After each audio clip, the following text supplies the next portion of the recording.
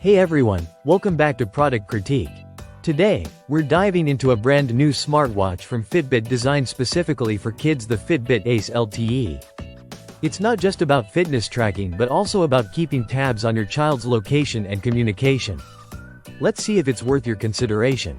The Fitbit Ace LTE is a redesigned smartwatch aimed at children aged 7 and up. It boasts a fun, kid-friendly interface with a robust set of features that cater to both kids and parents. From activity tracking to location monitoring and communication capabilities, Fitbit seems to have packed a lot into this device. First up, let's talk about the design. It sports a squircle shape, which is a bit bulkier than some other kids' smartwatches I've seen. The 40mm case might look large on smaller wrists, so that's something to consider. It comes in a couple of color schemes and offers interchangeable bands to customize the look. The display is sharp with an OLED screen, which is great for visibility outdoors. The interface is intuitive and playful, featuring a Tamagotchi-like avatar called an Ija that kids can customize.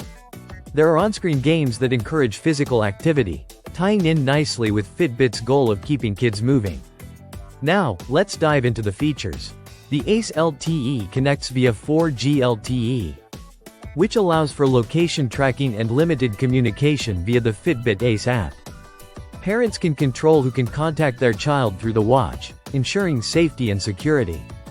One of the standout features is the activity tracking.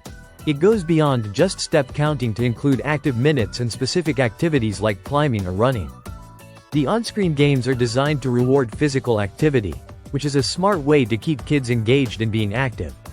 For parents, there's a comprehensive set of controls.